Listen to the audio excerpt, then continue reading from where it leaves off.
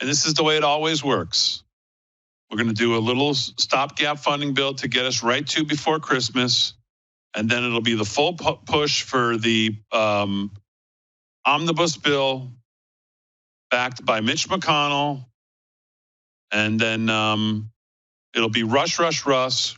You'll have no idea what's going on.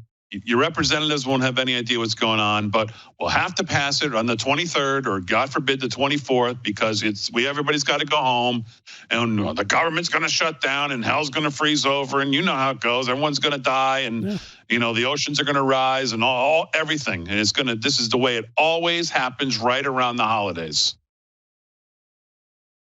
Were you going to say something, Delgado? No, just it's that whole sky is falling. Oh my God. If we don't do this, so many people are going to die. Cut 3, G. Here's somebody who doesn't want to hear anything about any of this nonsense. Roll that. Like, we're down here basically in a fake debate. That's what we all know.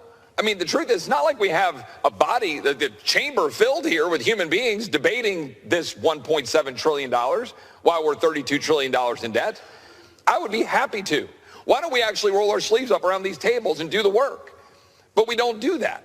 We're literally down here. We're going to do, 30 minutes aside, if we even do that, right? And then what? We're going to vote. We're going to vote on a rule that packages together, as I said, deeming as passed a House bill on federal agency reporting goals with a House amendment to a previously passed Senate amendment to pass a $1.7 trillion omnibus combined with a CR for an extension for a week in a lame duck Congress. Like, that's the truth. And the American people pull their hair out. They go, gosh, what on earth is happening in Washington? Well, I'll tell them what's happening in Washington. This is what is happening in Washington.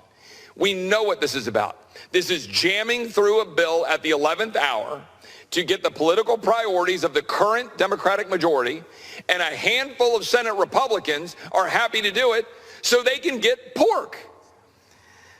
The House and the Senate has requested a total of $16 billion for 7,500 earmarks. The top requester, Senator Richard Shelby, ranking member of Senate Appropriations, with $656 million.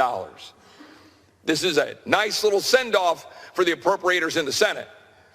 But the fact of the matter is the American people are the ones who get screwed in this deal. They're the ones who end up losing their country with $32 trillion in debt. There is no justification for ramping up spending an additional 10% for non-defense discretionary after all the money that's been spent under COVID, and using the Defense Department as the backs upon which you're going to place the debt of our children and grandchildren and say that, oh yeah, we're doing this for defense. That is just wrong. At what point are we actually going to do the work of the American people in the people's house? At what point are we going to actually debate? At what point are we actually going to amend? At what point are we actually going to live within our means and stop writing checks we can't cash? The American people are staring at us. They throw their hands up in the air and they wonder what has become of the country that their brothers and sisters and dads and moms and daughters and sons have fought for. Why do we stand in front of that flag? Why do we open in prayer? Why do we say the Pledge of Allegiance if we're going to rip apart the flag right here in this body, in this chamber? Because that's what we're doing. Using backroom deals, dropping these bills on the floor, and not allowing us to actually engage in debate over these important matters. Ladies and gentlemen, the American people are tired of spending money we don't have, and they're tired of open borders. They're tired of empowering bureaucrats like the FBI. They're tired of forced vaccine mandates at the Department of Defense. They're tired of an IRS harassing the American people, allegedly for more revenue. They're tired of an NIH and a CDC making it up as they go along and shutting down economies and jamming it down the throats of the American people. They're tired of an EPA and a Department of Interior restricting Americans' ability to have reliable energy. The American people are tired of it. I hope help is on the way. I'm glad the Republicans seem united against this in the House. And I'm looking at Mitch McConnell when I say this. Do your job, Leader McConnell.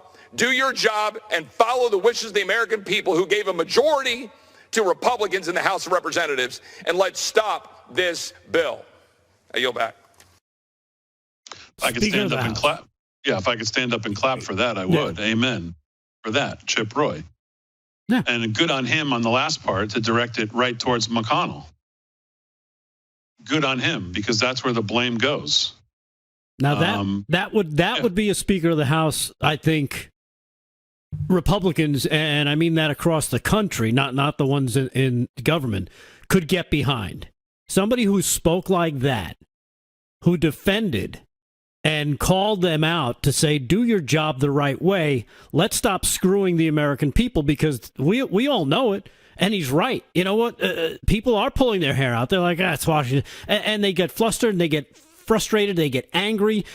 But what can they do? They feel so helpless. With somebody like that at least speaking up for them, you know, you feel like, hey, at least we got a shot here. At least we got somebody who's willing to express most of what we feel or how we feel. I mean, I don't think I've seen any House, you got the Matt Gaetz and you got a few others in the House that do great job. But I think if you're looking for a leader, this guy reeks of leader.